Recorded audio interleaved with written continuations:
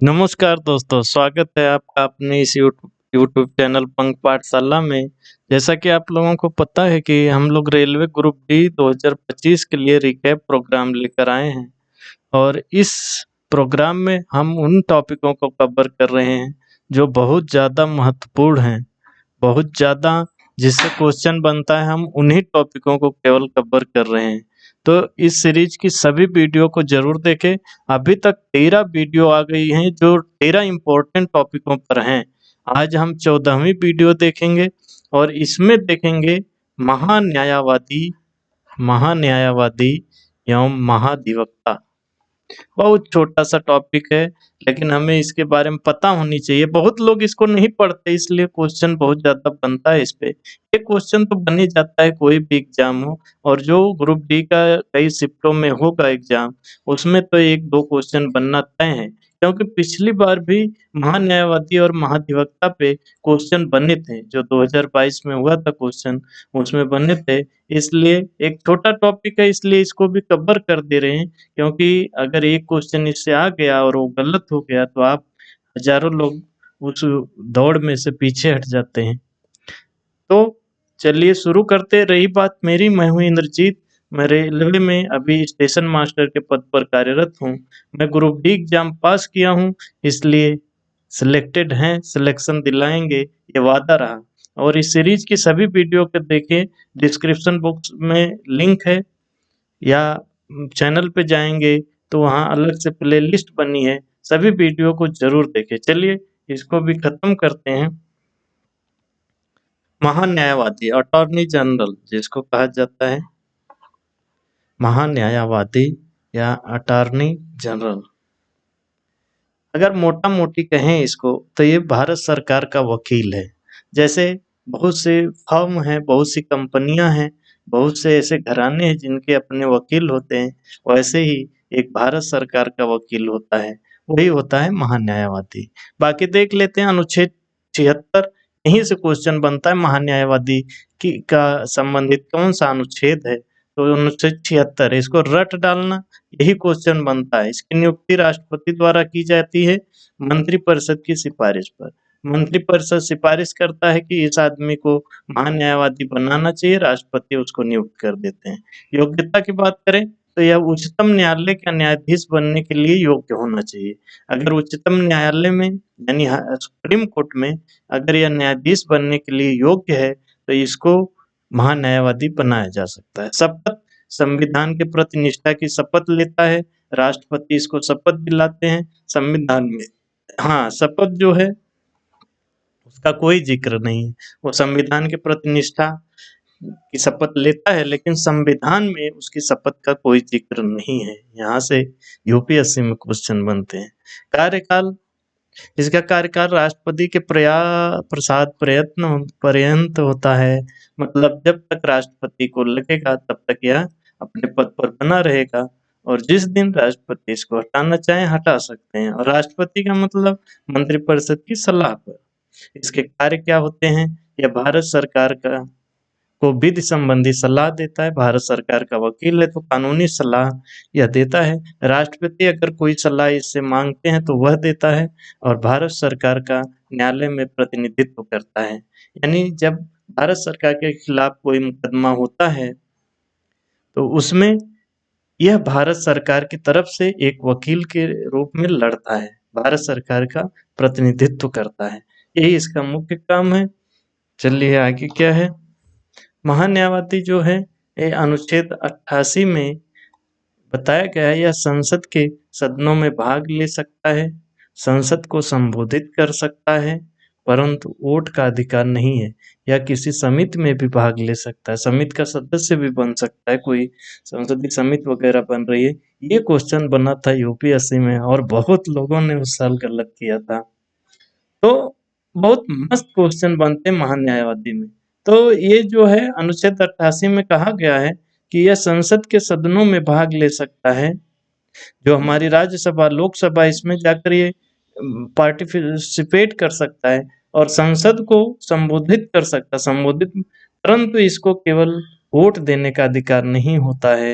यह याद रखना, बहुत क्वेश्चन बनता है। प्रथम प्रथम महान्यायवादी या अटॉर्नी जनरल कौन थे? तो MC सीतलवाड़। छोटे एग्जामों में यहाँ से क्वेश्चन बनते हैं, ग्रुप डी जैसे एग्जाम। तो प्रथम कौन थे? MC सीतलवाड़। और ये 1950 से 1963 तक थे। 63 मतलब जवाहरलाल नेहरू जी जब तक थे तभी तक थे। 1963 तक 13 वर्षों तक सर्वाधिक कार्यकाल वाले यही हैं, MC सीतलवाड़। यानी एक महान न्यायवादी के रूप में अगर सबसे ज्यादा काम करने वाला कोई पूछा जाए तो MC सीतलवाड़ ही है, और प्रथम भी यही है। एक नाम आता है सॉलिसिटर जनरल और एडिशनल सॉलिसिटर जनरल। यह महान्यायवादी अटॉर्नी जनरल की सहायता के लिए होते हैं। ठीक है, इतना बस याद रखना। और वेतन संचित निधि से दिया जाता है, लेकिन इसे राष्ट्रपति तय करते हैं कि कितना वेतन इनको देना है।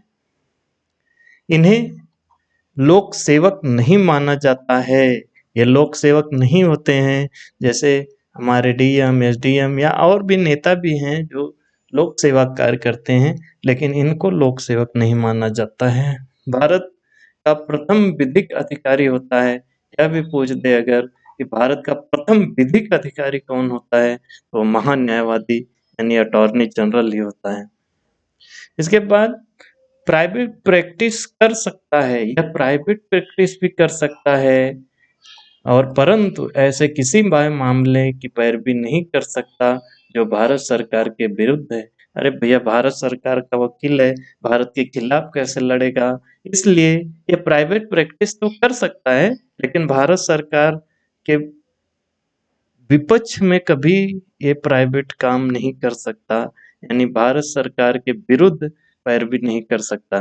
प्राइवेट प्रैक्टिस के लिए भारत सरकार की अनुमति लेनी होती है। हाँ भाई, जरूरी है ना। आप कैसे ही वो भारत सरकार तय करेगी ना भैया कि इसमें हमारा कुछ हित है कि नहीं है। यानी जब आप प्राइवेट प्रैक्टिस करने जाएंगे तो आपको भारत सरकार की अनुमति लेनी पड़ेगी। अच्छा, इतनी सी बातें हैं महान न्यायवादी की। न्यायवादी जो होता है उसकी इतनी सी बातें याद रखनी है। अब महाधिवक्ता उसी तरह होता है, बस राज्य सरकार के लिए होता है। थोड़ा सा देख लीजिए, ये पूरा टॉपिक कंप्लीट हो जाएगा। इसको एडवोकेट जनरल कहा जाता है। महाधिवक्ता यह राज्य के लिए होता है। अब महान्यायवादी केंद्र के लिए होता है, ये राज्य सरकार का वकील है। अनुच्छेद 165 यहीं से क्वेश्चन बनता है। 165 और उधर था 76। ठीक, वहां था 76, यहाँ है 165। और इसमें कहा गया राज्य में एक महान अधिवक्ता होगा जिसकी नियुक्ति राज्यपाल करेगा मंत्रिपरिषद की सलाह।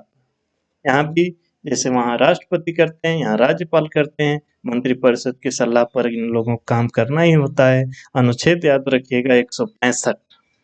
योग्यता इसकी बस उसकी सुप्रीम कोर्ट में जज बनने की, इसकी हाई कोर्ट में जज बनने की योग्य होगा अगर, तो इसकी नियुक्ति की जा सकती। कार्यकाल राज्यपाल के प्रसाद प्रयत्न होता है, यानी राज्यपाल जब तक चाहेंगे तब तक ये अपने पद पर बना रहेगा। वेतन राज्यपाल द्वारा तय किया जाता है। अनुच्छेद 177 में कहा गया है विधानसभा की बैठकों में भाग ले सकता है, उसे संबोधित कर सकता है, किसी समिति का सदस्य हो सकता है, पर वोट देने का अधिकारी नहीं होता। यानी कि वही बातें हैं सेम, बस ये राज्य के लिए है, वो केंद्र के लिए। इसका कार्य सेम है, जैसे वो राज्य सरकार के का किसी भी न्यायालय में प्रतिनिधित्व करता है। अगर राज्यपाल कोई सलाह मांगता है विधिक तो वो देता है, राज्य सरकार की कोई सलाह मांगती है विधिक तो वह देता है। अतिरिक्त महाधिवक्ता एक नाम होता है, यानी कि इसकी सहायता के लिए अतिरिक्त एडिशनल एडवोकेट जनरल की नियुक्ति की जाती है, यानी यह उनकी सहायता के लिए होता है महाधिवक्ता की। परंतु संविधान में इसका कोई उल्लेख नहीं है। जो अतिरिक्त महाधिवक्ता है ना, इसका उल्लेख संविधान में नहीं है, लेकिन वहाँ जो हम लोग सॉलिसिटर जनरल और एडिशनल सॉलिसिटर जनरल पढ़े थे उनका जिक्र भी संविधान में है, लेकिन ये अतिरिक्त महाधिवक्ता का जिक्र नहीं। इतनी चीजें हैं इसमें, बहुत ही छोटा सा टॉपिक है। एक दो बार याद देख लेना, इसको सब याद हो जाएगा। और यहाँ से क्वेश्चन बनते ही हैं, आपको वहाँ परेशानी ना हो, क्वेश्चन गलत ना हो, इसलिए इसे जरूर देखिएगा, मिस मत करिएगा। 10 मिनट की वीडियो है, आप देख लेंगे तो आप ही के काम आने वाला है। अब आपके लिए एक प्रश्न है, भारत के वर्तमान महान्यवादी कौन है? जरूर से उत्तर देना है इसको सभी लोगों को। सभी लोगों को इसका उत्तर देना है कि भारत भारत के वर्तमान महान्यायवादी कौन है, और यहीं से क्वेश्चन ग्रुप डी में बन जाएगा। तो जरूर उत्तर देना, उससे दिमाग में जब हम टाइप करते हैं ना, तो दिमाग में छप जाएगा, फिर कहीं आएगा तो आप कंफ्यूज ही नहीं होंगे। इसलिए टाइप करने से मत बच्चा करिए, कमेंट बॉक्स में जाके टाइप करिएगा कि भारत के वर्तमान महान्यायवादी कौन है। ठीक है। रही बात पीडीएफ की, तो पीडीएफ हमारे टेलीग्राम चैनल पंख पाठशाला पे सारी पीडीएफ डाल दी जाती है। तो अगर अभी आप उस पे नहीं जुड़े हैं तो जाके जुड़ जाइए, क्योंकि ये सभी इम्पोर्टेंट टॉपिक हैं। इनकी पीडीएफ अगर अगर आपके पास रहेगी तो लास्ट समय में जब एग्जाम रहेगा, आप फटाफट फटाफट इसको रिवाइज कर लेंगे। पूरा वीडियो देखना मुश्किल हो जाता है, लेकिन जब इसकी पीडीएफ है आपके पास, कुछ 4-5 स्लाइड हैं, तो उसको फट से 2 मिनट में रिवाइज कर लेंगे और आपके क्वेश्चन गलत नहीं होंगे, जो कंफ्यूजन की वजह से गलत होते हैं।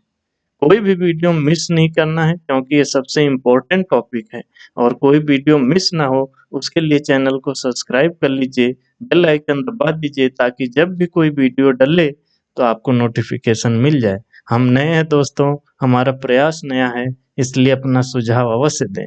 हम आपके सुझाव की कदर करेंगे और उस हिसाब से आगे बढ़ेंगे। और हमारा हौसला बढ़ाइए, जब आप लाइक करते हैं, कमेंट करते हैं, शेयर करते हैं, तो हमारा हौसला बढ़ता है और हम प्रेरित होते हैं और अच्छा काम करने के लिए।